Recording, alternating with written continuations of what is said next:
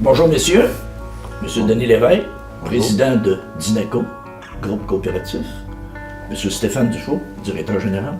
Oui. Aujourd'hui, les belles histoires de la Côte-du-Sud vont nous remémorer une histoire extraordinaire, celle de Dinaco, ou encore de la coop agroalimentaire de la Côte-du-Sud. Et une entreprise extraordinaire qui fête son 50e anniversaire.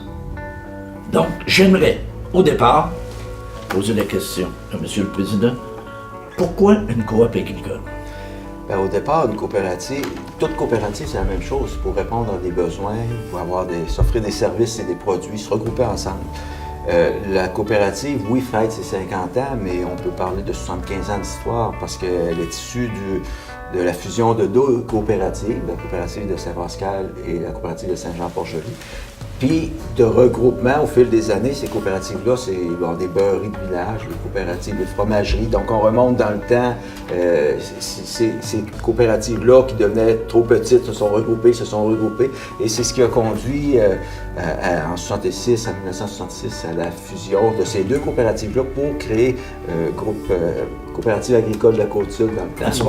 À ce moment-là. Donc si on parle de 50 ans, c'est sûr qu'il s'est produit des grands événements. Il s'est produit toujours des choses. Si aujourd'hui on est rendu qu'un chiffre d'affaires de plusieurs millions de dollars, c'est qu'il y a eu des croissances. Oui. Donc j'aimerais peut-être qu'on se remémore une couple de dates, là, des grands moments. Le premier grand moment, évidemment, c'est la fusion. Il fallait la créer, cette coopérative-là. Le départ comme tel. Le départ, ça prenait des gens qui avaient beaucoup, ça fait référence au livre qu'on a fait, ça prenait beaucoup de conviction, puis d'aller faire du porte-à-porte, ultimement, pour convaincre les gens de créer cette coopérative. Il y avait un message à passer. Oui, effectivement, il y a un message, puis écoutez, lorsqu'il y a des changements, lorsqu'il y a tout changement, il y a des fois sûrement des résistances. Je n'étais pas là à l'époque, évidemment, là, mais c'est pour ça que la naissance de la coopérative, je pense que c'est le premier point. Et ce qui a suivi, on a, par la force des choses, il y a eu des investissements au niveau de la transformation laitière, une usine qui a été achetée à Saint-Alexandre de Kamouraska, qui a été pendant bon nombre d'années, sans vouloir faire de jeu de mots, vraiment notre vache à lait. OK. Alors, ça a donné beaucoup d'excédents à la coopérative, beaucoup de retours aux membres à la coopérative. Les membres de la coopérative. Il y a eu l'achat aussi à Saint-Fidèle, donc aussi dans l'usine de transformation laitière, Saint-Fidèle sur la Côte-Nord. Donc, vraiment très concentré au niveau de la production laitière, mais il y avait d'autres productions aussi. On avait la meunerie qui a été inaugurée, si je me souviens bien, aux alentours de 1978 à Saint-Philippe-de-Néry, qui résultait d'un incendie qu'il y avait eu antérieurement à la meunerie, mais qui était localisé ailleurs. Donc, tout le complexe à Saint-Philippe-de-Néry, qui est majeur aujourd'hui, il a pris sa naissance dans ces années-là. Évidemment, dans l'évolution, il y a eu un changement parce que les conditions de marché ont changé aussi. Un regroupement au niveau des usines laitières qui étaient en région au Québec. Alors, ça, c'est un élément marquant où on a créé à ce moment-là Groupe Lactel, donc le regroupement de plusieurs coopératives. À ce moment-là, il y a eu des décisions également pour se diversifier la coopérative, donc de reprendre, comme on vendait d'une certaine façon à Groupe Lactel, ça dégageait des liquidités, et d'investir à ce moment-là au niveau des centres de rénovation. C'est là que c'est arrivé, parce que, justement, pourquoi passer du lait aux matériaux de construction? Qu'est-ce qui amène ça? On était déjà, à notre coopérative, au niveau des centres de rénovation, à beaucoup plus petite échelle. Mais il y a des marchés qui se présentent et puis on voit dans certains cas d'autres coopératives qui étaient un peu dans notre même situation, mais qui n'ont pas décidé d'investir. C'est pour ça que je dis qu'il faut prendre des bonnes décisions.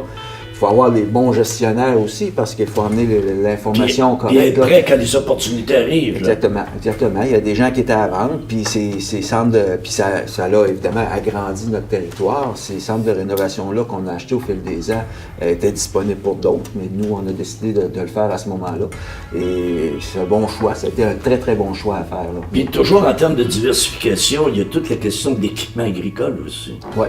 On a toujours été un peu dans l'équipement agricole, l'équipement laitier, mais ça évolue en fonction des réalités dans la machinerie agricole. On a toujours été, les marques ont changé parce que ça c'était hors de notre contrôle, parce qu'évidemment les compagnies qui fabriquent, ben, il y a des transactions, des regroupements, des fusions entre eux autres également, il y a des marques qui partent.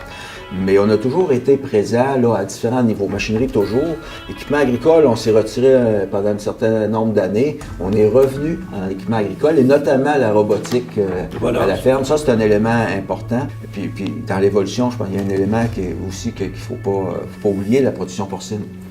Production porcine, puis je m'en souviens tellement bien, c'est que... Vous êtes toujours dans ce marché-là? Oui, tout à fait, toujours. puis notre directeur général peut en parler beaucoup plus que moi, mais le premier conseil d'administration que j'ai assisté là, comme administrateur, on acceptait un projet d'une maternité porcine de Saint-Pascal, qui est devenue Pascopar, et c'était vraiment précurseur. Okay. C'était vraiment un modèle d'avenir, mais c'était la première fois que ça se faisait comme ça. Il y a eu une diversification de la production porcine. Oui.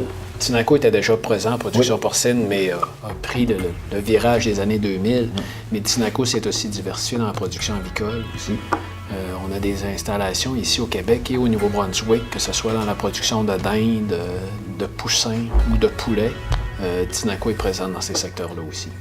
Mais, quand on regarde tout ça, si on prend un recul, là, c'est un méchant défi de faire tourner Tinaco. C'est que vous êtes dans tellement de secteurs. Et dans des secteurs où vous avez des compétiteurs, il y a de la compétition dans tout. Et il y en a pour qui, de vos compétiteurs, ce sont des spécialités. Eux autres, ils ne font que ça. Comment vous faites, vous autres, pour être bons dans tout ça? C'est un méchant défi, ça. C'est une force et un défi à la fois, effectivement, mais il faut avoir des... On utilise beaucoup l'expression dans le réseau coop maintenant, des masses critiques. Pour pouvoir se justifier des ressources humaines très compétentes. Je pense qu'il y a un élément important là. Et se questionner régulièrement pour avoir des planifications stratégiques. On a établi des comités stratégiques, donc où on creuse davantage certains éléments des secteurs pour bien les cerner, puis mais on n'a pas le choix, on est coordonné à réussir, on est coordonné à faire mieux essayer de faire, pas mieux que tout le monde, là, mais faire mieux avec ce qu'on a. Vous n'avez pas le choix, vous êtes obligé d'accoter tout le monde. Ouais. Parce que si vous n'êtes pas capable de compétitionner, vous allez pas être là, vous allez disparaître. Mais dans le fond, la clé du succès, c'est les ressources humaines. C'est un peu comme Denis mentionnait, c'est que si on a une masse critique pour dire d'aller chercher les bonnes personnes pour mettre à la tête des secteurs, c'est ce qui va faire qu'on va pouvoir rester compétitif dans le marché, puis se développer, puis Ça, c'est rester un beau en défi avant. aussi. Ouais. C'est un beau défi parce qu'on est quand même en région. Oui. Puis en région, d'aller chercher de bonnes personnes, c'est un défi. Bien, il y a des bonnes personnes en région. Officiel. Mais en Officiel. même temps, il faut aller chercher à être attractif Oui. pour les gens. Il faut garder nos bonnes, il faut aller en chercher d'autres. Oui, mais je pense qu'il y a à ce niveau-là, c'est un défi. En même temps, il y a le rayonnement de la coopérative qui contribue à avoir à être attractif là, pour le milieu. Alors, ça, c'est important. Il faut miser là-dessus, mais effectivement, c'est un défi constant d'attirer de la main-d'œuvre et forcément, la population étant vieillissante, ben, on vieillit tous. De toute façon, oui. là, c'est pas une nouveauté, là. Non. Mais de composer avec ces réalités-là et des marchés qui changent, ça, dans les défis qu'on a rencontrés, c'est de répondre à ces marchés-là. Il y a un angle que j'aimerais vérifier aussi, regarder, c'est toute la question. Vous êtes très préoccupé par l'aide à la relève. Oui. J'aimerais qu'on en parle. Ben, la relève, lorsque je suis arrivé, moi, au niveau du conseil d'administration, j'étais issu de la relève agricole, donc ça fait plusieurs années, là. Mais j'étais président de la relève agricole pour la Côte-du-Sud pendant quelques années. Et évidemment, ils m'ont identifié assez rapidement les dossiers relève et on a travaillé en fait, il y avait des besoins ou des demandes de la relève, combinées au fait, eux voulaient avoir des sommes d'argent, des aides de la coopérative. Et combiné à l'autre élément, c'est comme je vous disais au départ, c'est que les coopératives sont là, puis souvent la relève ne connaissent pas d'où origine ces coopératives-là. Et on remarque, puis il faut faire attention de la façon que je le dis, mais on remarquait aux assemblées de la coopérative, aux assemblées annuelles, là, il y a pas mal plus de temps de crise que que le cheveu blond ou brun. Alors, il faut renouveler les gens qui viennent si on veut être là demain, il faut que les gens, la relève d'aujourd'hui soient présents demain. Alors, on a mis en place des programmes où on investit un montant d'argent dans les jeunes. Mais en échange, ils viennent passer une journée ou 2 jours ou 3 jours dans certains cas pour mieux connaître la coopérative. On leur fait vivre ce qu'est une coopérative. Et on a à date plus de 100 jeunes qui ont suivi le programme de Dinaco. Et j'aimerais vous poser une question aussi, très importante pour moi. Ça va être quoi le Dinaco de demain? Moi, je vais laisser répondre mon directeur général. Le Dinaco de demain, ça va ressembler à quoi? Ben, c'est un Dinaco qui va avoir une santé financière solide pour pouvoir assurer une pérennité. La pérennité va faire en sorte qu'on va continuer à offrir des produits et des services aux producteurs, aux clients de la région. Et le fait de continuer à offrir des produits et services par des personnes qui habitent la région aussi. Ça fait que ça, c'est un des objectifs. Certain que Dinaco va continuer à évoluer. On va probablement évoluer dans des secteurs d'activité qu'on a déjà une certaine expertise. Et puis peut-être aussi dans des domaines où est-ce qu'on va allonger la chaîne de valeur. C'est-à-dire? C'est-à-dire de se rapprocher du consommateur. OK. Actuellement, on est plus en production, on transforme des grains, on produit des viandes, mais entre la viande qui est produite ici et le consommateur, est-ce qu'il y a une place pour nous autres? Devant nous, on a un livre extraordinaire, un bon historien, Jacques Saint-Pierre, 50e anniversaire du groupe coopératif Dinaco. Et sur la page couverture, il y a 3 mots qui sont là. Conviction, détermination, vision. C'est officiel que le 3e mot qui est là, vision, c'est pas ça qui vous manque. Voilà. Donc, je vous remercie. Ça fait plaisir. Merci.